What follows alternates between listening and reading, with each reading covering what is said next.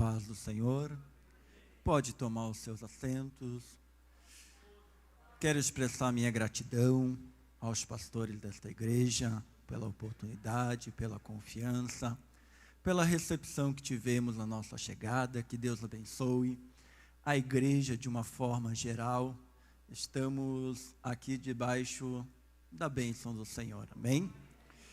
Estamos num culto de propósito, e quando falamos em propósito, várias dúvidas permeiam a nossa mente, várias dúvidas vêm à nossa mente, e respostas muitas vezes não se veem tão fácil.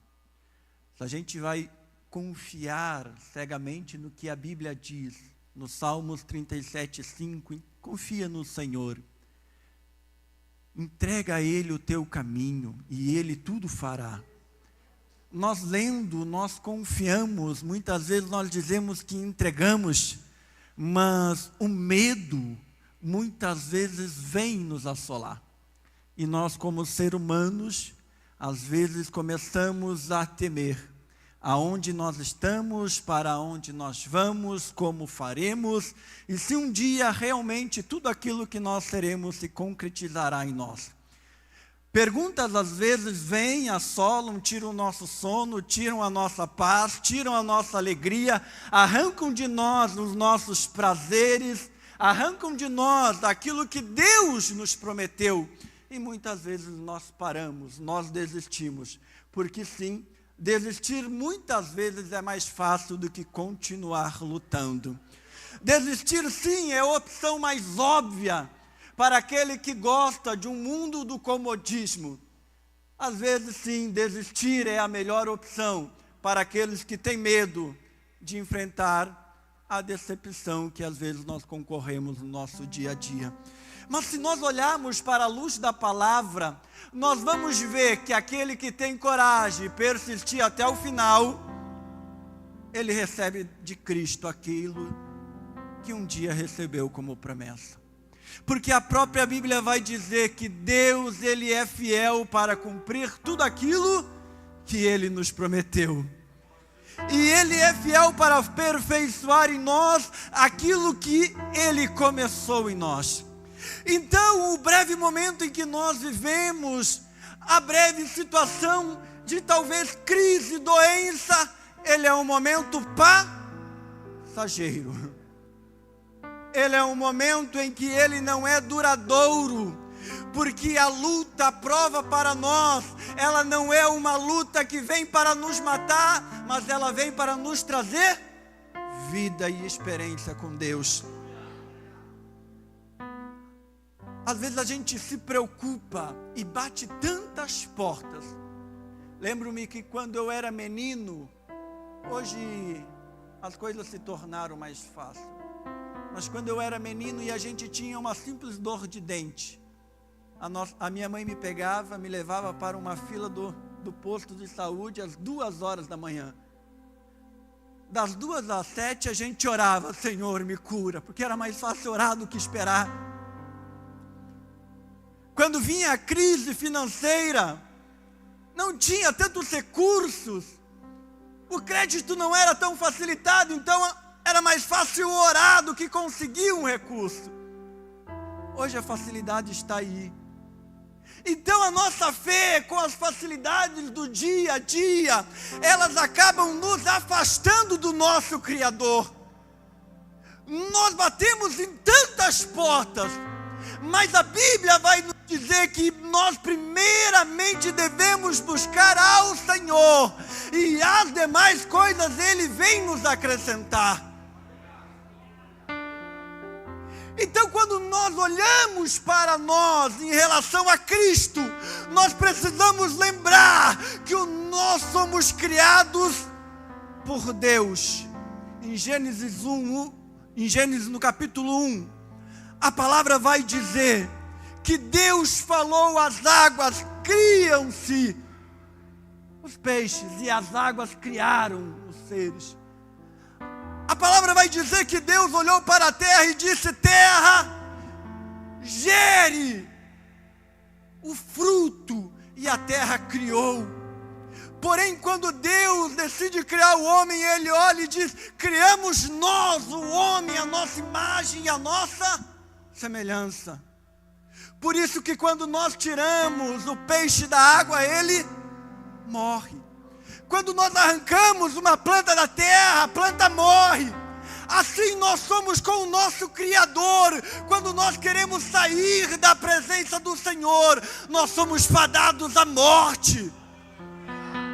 Não existe vida, não existe sucesso sem nós estarmos na presença daquele que nos criou. Glória a Deus. Mateus capítulo 23, no verso 12, a palavra vai nos dizer: aquele que se humilhar a si mesmo, esse Deus exaltará. 23, 12. Muitos de nós nos enganamos quando pregamos que o humilhado será exaltado. Porque o irmão me humilhou, Deus me exaltará, Deus me colocará em lugares altos. Não! Para nós sermos exaltados por Deus, nós mesmos devemos reconhecer as nossas fraquezas, as nossas limitações, as nossas barreiras, porque é somente assim Deus vai conseguir trabalhar e completar em nós tudo aquilo que falta. Aleluia. Então, nós não precisamos nos preocupar com aquilo que nos falta. Aquilo que o meu olho não viu, aquilo que o meu coração não sentiu, o meu ouvido não ouviu, e aquilo que eu ainda não toquei, eu tenho a certeza que Deus já viu, o Senhor já ouviu, Deus já falou, Deus já sabe o que tem guardado para nós. Então, nosso propósito não está fundamentado em algo que é banal. O nosso propósito está fundamentado em Cristo. Ele é o nosso norte, o nosso rumo. É Ele que cuida de nós. O ano passado eu escutei uma palavra do pastor de Santa Catarina, pastor Daniel, em que ele pregava que às vezes nós sofremos de ansiedade, as 3 doenças: depressão, estresse e ansiedade. Mas nós paramos de olhar que dentro da nossa casa não faltou o alimento, não faltou a saúde, não faltou o recurso, e que na verdade está tudo bem. Às vezes nós nos preocupamos, mas na verdade é que Deus cuida de nós nos mínimos dos detalhes. A gente não precisa se preocupar com o dia de amanhã, porque está tudo dando certo. Mas o certo é baseado no propósito de Deus. Vamos abrir a Bíblia. No livro de Tiago, no capítulo 5, e no verso 17 e no verso 18. No livro de Tiago, no capítulo 17, no capítulo 5 e no verso 17.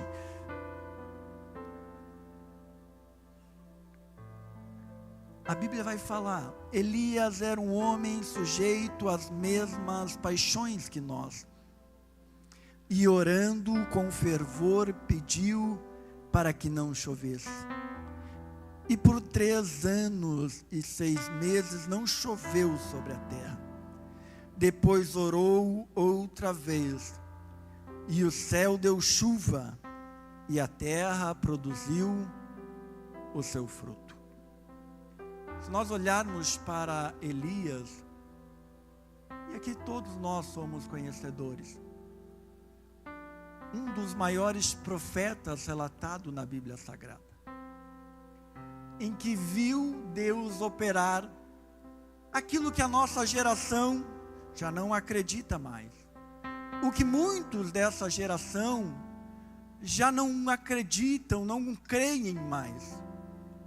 Porém, Tiago, ele tem o discernimento de enfatizar para nós que Elias, ele era um homem como eu, em que possuía fraquezas, em que possuía temores, e que estava sujeito a tudo em que nós hoje podemos sofrer. Porém, todavia, Elias, ele tinha uma fé, Elias tinha uma confiança, e ele exercia em sua vida, com autoridade, aquilo que Deus dá para nós, que é profetizar sobre nós, aquilo que Deus mesmo muitas vezes já nos entregou. Se nós olharmos para Elias, na minha humilde opinião, é um dos personagens em que a Bíblia relata com riquezas de detalhes, início e fim de várias etapas da sua vida. É uma vida muito clara, em que entrou em cenários e saiu em cenários, que conseguia se posicionar em inícios e finais de ciclos muito marcantes. Se nós formos olhar, a palavra do Senhor vai dizer a Elias: ei, vai ao ribeiro de Querite, que lá eu já dei ordem para corvos vos alimentar. E Elias, sem duvidar, ele vai ao ribeiro. Ele não coloca no seu coração a dúvida se realmente o corvo vai alimentar, se o ribeiro vai ter a água, se ele vai passar necessidade. Ele simplesmente vai. A Bíblia é tão linda, que Deus ele dá uma palavra de confiança a Elias, dizendo: vai, que eu já dei a ordem. Então, sempre que Deus nos coloca em um ambiente, é porque aquele ambiente, mesmo sendo um ribeiro de Querite, ele já está preparado para que nós possamos suportar, viver, sobreviver, sem passar necessidade. Elias, ele não duvida, Elias crê, e por isso que Elias conseguiu marcar história na Bíblia Sagrada. Quer marcar história nessa geração? Confia naquele que te chamou. Quer receber vitória do Senhor? Confia naquele que te prometeu. Passa-se os tempos, o ribeiro seca. E mesmo a providência acabando, eu vejo que nunca faltou direcionamento para Elias. Porque quando o ribeiro seca, Deus fala a Elias: agora você vai a Serepta, porque lá tem uma viúva. Então, mesmo nós estamos num lugar seco, nunca vai faltar um direcionamento. É nós que precisamos aprender a ouvir a voz de Deus. E a voz de Deus nem sempre é o céu se abrindo. A voz de Deus é o pastor pregando, é o ministro ministrando. Às vezes é a Bíblia aberta e você lendo.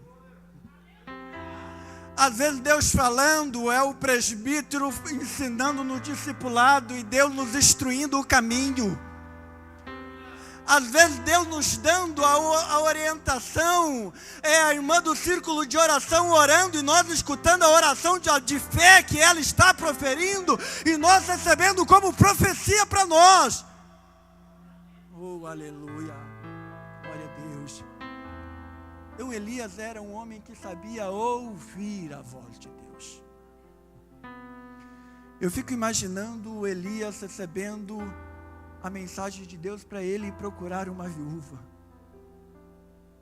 Se fosse eu, Jefferson, eu ia pensar: bom, Deus colocou uma viúva com recurso. Se fosse eu, Jefferson, ia pensar: acabou a prova. Mas quando ele chega na casa da viúva, a viúva fala o que? Eu só tenho um punhado de farinha e um pouquinho de azeite. Um punhado de farinha é uma farinha que cabe na sua mão fechada. E a fé ainda da viúva falou que aquele punhado dava para fazer um bolo. O que para mim, Jefferson, é pouco, para Deus é um ponto de partida para Ele multiplicar. é que nós, seres humanos, somos acostumados a olhar para aquilo que nós não temos, para aquilo que está acabando. Deus olha para as possibilidades dele operar um milagre. A Bíblia vai dizer no Novo Testamento que tinha um menino que tinha 5 pães e 2 peixinhos. Era o bastante para Deus alimentar uma multidão. A palavra de Deus vai dizer que os credores chegaram na casa de uma viúva que ela só tinha um pouquinho de azeite. Ela falou: a tua serva só tem um pouquinho de azeite, mas para Deus era o suficiente para ela conseguir entrar em casa e Deus multiplicar o azeite. Eu estou dizendo que o pouco que você tem é suficiente para Deus transbordar na tua vida. É você que precisa entender que se você tem uma promessa de Deus, é o suficiente. A viúva tinha um pouco de farinha e um pouco de azeite. O que o profeta tinha? Tinha poder de profetizar sobre a vida dela. Aleluia. O pouco sem Deus não acontece nada. Agora, quando o pouco tem uma palavra de Deus atribuída a ele, ele se multiplica.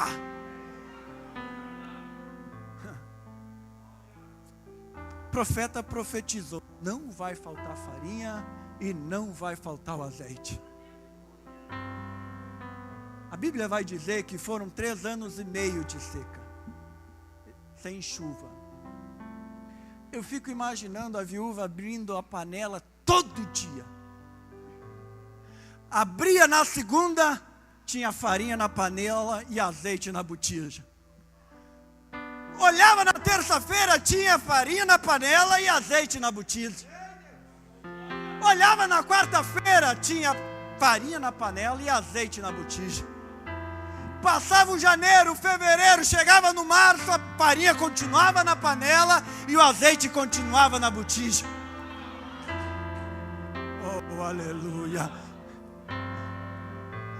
O importante não é a quantia que você tem, o importante é a palavra que Deus determinou para a tua vida. Oh, glória a Deus!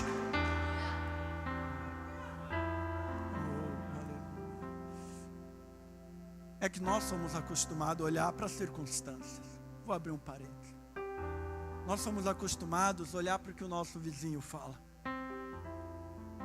Somos acostumados a olhar para o que os nossos familiares falam. Nós somos acostumados a olhar para o que os nossos colegas de faculdade, de trabalho falam. Muitas vezes nós, na nossa confiança, nós olhamos e confiamos naquilo que está lá depositado no banco. Nós confiamos porque nós temos uma casa, um carro. Mas tudo isso não nos define aonde nós estaremos amanhã. Porque tudo isso sem uma palavra de Deus não é nada. Aleluia. Então o que Deus determinou para ti é fundamental aonde você vai chegar. Quando eu tinha 25 anos, faltava 1 ano para me formar, pastor. E a minha vida e a vida da minha esposa é muito bem programada. E 1 ano antes de eu me formar, o plano era ela engravidar. Para que quando eu me formasse, o nosso filho tivesse nascido. Só que nós tentamos e não conseguimos. A minha fé diminuiu. Falei para o meu pastor: eu não quero mais pregar, eu não quero mais participar. Me escondi atrás de uma bateria e todo culto eu ficava lá. Até que um pastor de São Paulo, Marcos Moreira, ele se levantou e falou: ei, eu já te falei que vai acontecer. Eu já te falei que é no meu tempo e não é no tempo de vocês. Isso foi um domingo de noite. Na segunda eu estava na aula, sentado. Lembro-me como se fosse hoje. Engenharia elétrica era a matéria. E eu com fone de ouvido escutando um hino muito famoso na época, Poderoso Deus. E eu escutando aquele hino e lembrando da promessa do Senhor. E aquilo lá começou a me encher, aquele hino, e começou a me encher. E eu já comecei a esquecer que eu não ia ter, eu já comecei a sonhar do que ia acontecer. No meio da aula eu me estourei em glória a Deus. Os meus colegas me cutucaram, o professor deu risada. Me lembro como se fosse hoje. Eu cheguei em casa, a minha esposa, sempre faceira. E eu falei, vai acontecer, vamos voltar, vai acontecer. Vamos voltar a participar. Vamos continuar a plantar, vamos voltar a plantar. Vamos voltar a semear. Porque tudo aquilo que a gente planta um dia a gente colhe. Essa é a lei mais justa que existe na Bíblia Sagrada. Porque aquilo que a gente sonha, se a gente abandonar aquele que prometeu, não vai acontecer. Não vai acontecer. É por isso que dentro das nossas igrejas nós temos mendigos de milagres. Olha para o povo hebreu dentro do Egito. Era um povo que tinha uma promessa, mas viviam como escravos. Eles eram numerosos, poderosos, mas eles viviam como escravos. Eles tinham Deus, mas eles viviam como escravos. Até o momento em que eles tiveram coragem de sair de lá. E antes de eles entrar na terra prometida, que era a grande promessa, eles passaram por uma cidade chamada Jericó. Uma cidade que nunca foi derrotada, nunca.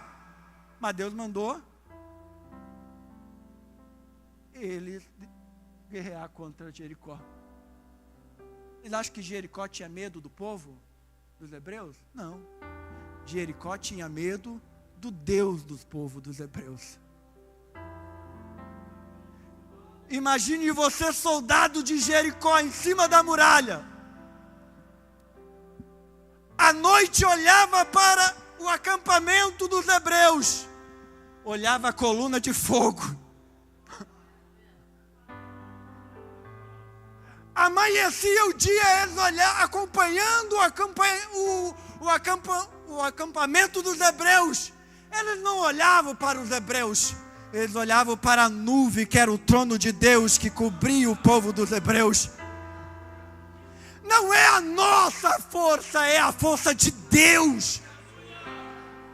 Não é a minha capacidade, é Deus no negócio. Fica tranquilo, vai acontecer se Deus estiver no negócio. Aleluia. Glória a Deus. Aleluia. Então, quando começam as coisas a dar errado na nossa vida, não é porque Deus se afastou. Não é porque o ribeiro secou que Deus não estava mais com Elias. O ribeiro secou porque Deus queria tirar Elias da zona de conforto. O ribeiro secou porque Deus queria mostrar a Elias que ele ainda queria fazer muito mais na vida de Elias. Então, quando as coisas acontecem em nós, não é porque Deus nos rejeitou, Deus nos abandonou, é só Deus trazendo nós para perto dEle, para nós voltar a viver o sobrenatural dEle, para nós continuar sendo abençoados. E a Bíblia vai dizer que nós somos chamados para ser não vencedores, mas mais do que vencedores, por aquele que nos amou. Aleluia. Mas o versículo que eu fiz leitura, eu vou direto nele porque as horas passam. Vai dizer que Elias orou e por 3 anos e meio não choveu. E depois ele voltou a orar e a chuva caiu. Isso fez com que Elias se tornasse o homem mais procurado da terra. Se fosse nos dias de hoje, seria a CIA, a ONU, todo mundo procurando Elias. Semana retrasada houve um grande assassinato nos Estados Unidos, eu sei que você sabe, e um médico brasileiro ousou fazer um comentário. Na hora, o presidente Trump, ele sancionou, cortou o passaporte do médico, e ninguém mais tem relação com ele. Isso aconteceu com Elias. Elias profetizou e não choveu. Foi um dos piores reinados que passou na terra. Elias se esconde com medo da morte.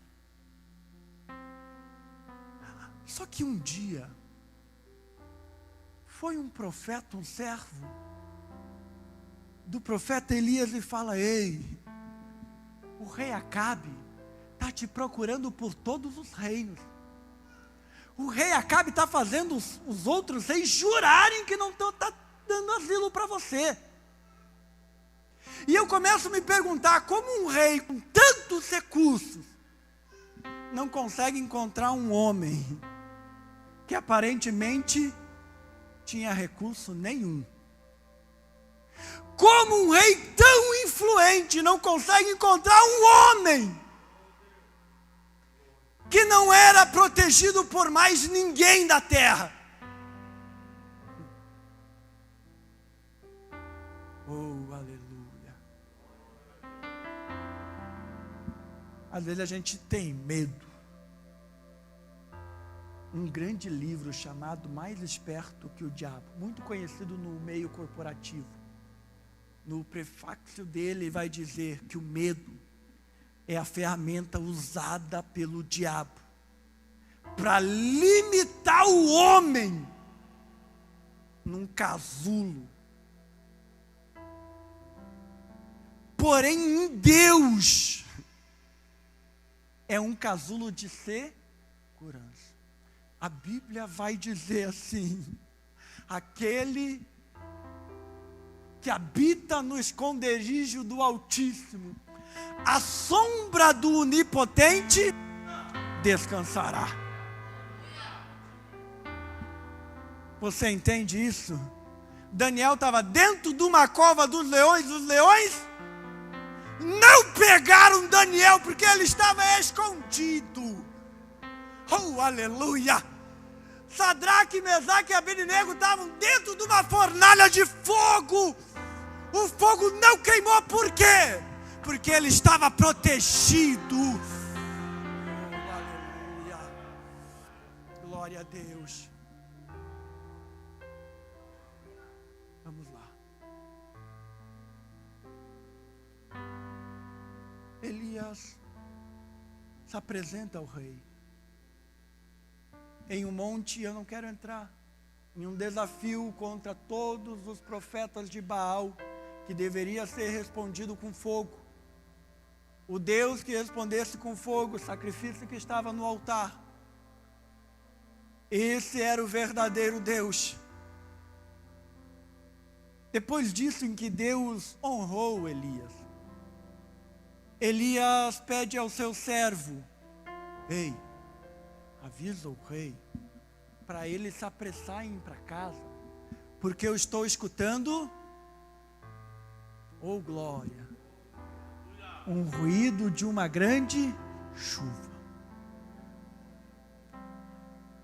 Pediu para o seu servo ir olhar, e o servo subiu e olhou e falou: o quê? Não tem nada. Não tem sequer uma nuvem. Como isso que alguém consegue ouvir e o outro não consegue ver? Como que isto é possível? Alguém que consegue notar Deus, que Deus vai operar, mas quem está no lado não consegue ver. Nem todo mundo que está dentro da igreja hoje vai ser abençoado, viu? Porque estar no mesmo lugar não significa estar na mesma sintonia, não significa que está no propósito. Quando eu comecei a estudar, eu tinha um amigo de infância que ele falou: estudar para quê? Vamos pescar. Eu era metido a pescador. Vamos pescar, abandona. Para que estudar? Vamos tocar. E eu falava: não, Deus prometeu e é necessário que isso aconteça. Então não espere que as pessoas vão entender o que você entende que Deus tem guardado para ti. Então não espere que as pessoas vão entender o que você está falando que Deus vai fazer na tua vida. Não espere quando você fala que Deus vai te curar e as pessoas duvidam. Não espere. Foram 7 vezes que o servo foi olhar e nada tinha aparecido no céu. Até que na 7ª ele fala o seguinte: eu vejo uma pequena nuvem. A nuvem não era grande. Lembra do início? Era o necessário para Deus realizar uma grande obra, um milagre. Amém? Então o que você precisa para amanhã se levantar com espírito de vencedor já está contigo.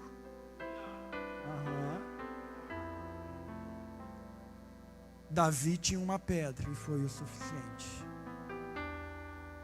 Moisés tinha uma vara e foi o suficiente para abrir o mar. Deus já te deu o que é necessário para te andar de vitória em vitória. Vamos se colocar em pé? Vamos nos colocar em pé.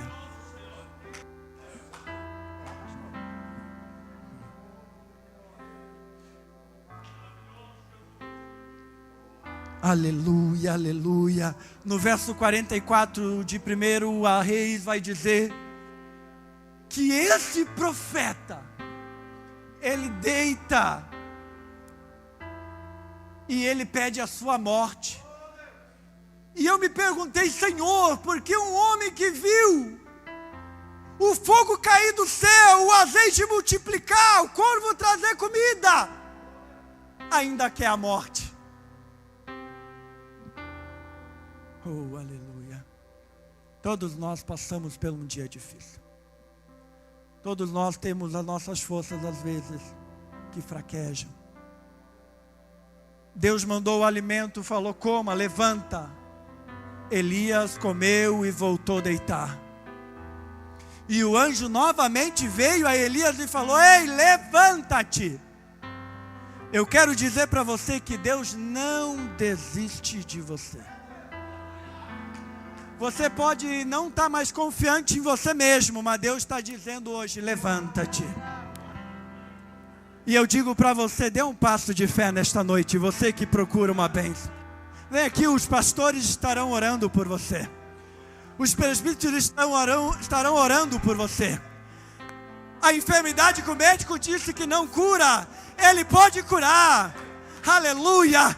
O vizinho que falou que o teu filho não vai ser libertado, ele se enganou. O teu filho ainda será uma bênção. A terra que o teu inimigo disse que não é santa, Ele vai purificar. Oh, aleluia. Aprenda a ouvir a voz do Criador.